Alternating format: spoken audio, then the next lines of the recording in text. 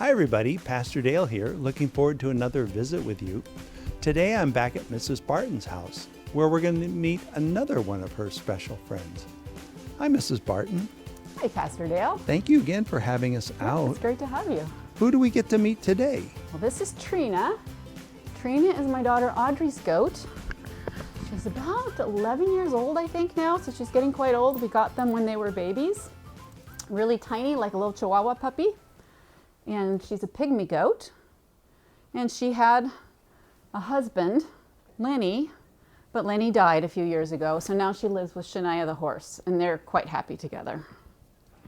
What are goats like? They have a reputation for being stubborn. Is that true, or is that a fable? They can be stubborn. I happen to love goats because they're very playful, and they generally love people and like to interact with people. And they can be destructive. Like I couldn't put Lenny the goat in with the horse because he ate her tail all the way off. Oh. So they're famous for eating things they shouldn't. Yeah. So she doesn't eat the horse's tail, so she gets to live with the horse.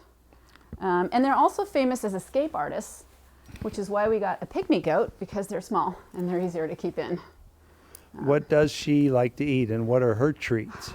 Goats like to eat a little bit of everything. They like to browse. So they do eat hay in the winter, but in the summer they love blackberries and strawberries, grape leaves, roses. So you have to keep them out of the yard.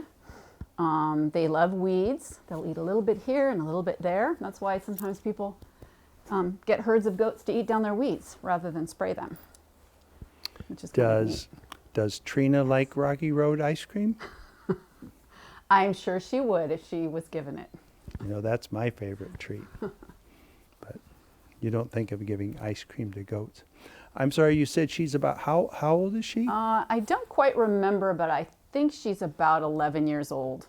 Wow. 12. Yeah, I think she's about 11 or 12. I remember when you got she and Lenny, and they were very playful.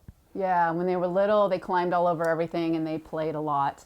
But now that she's older, I actually see her running sometimes, but mostly she just stands and lies down and chews her cud and eats.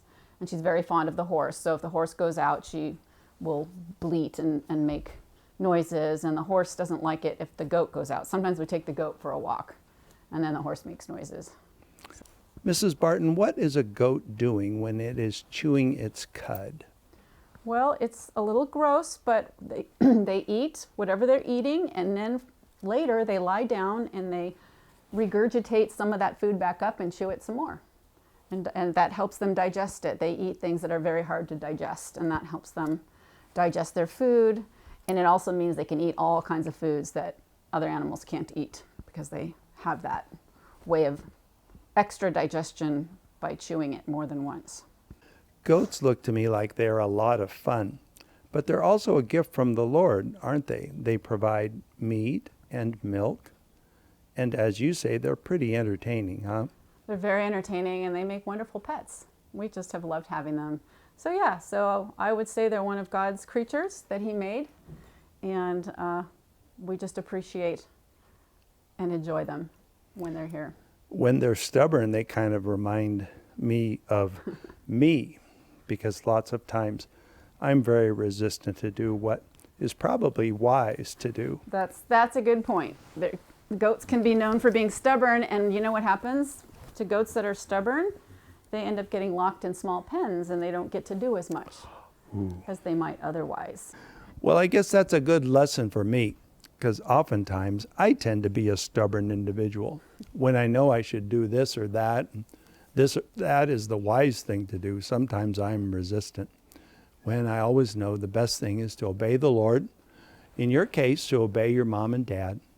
Do what's right, even when no one is looking. For the Lord's sake, that's a good lesson, huh? That is a good lesson.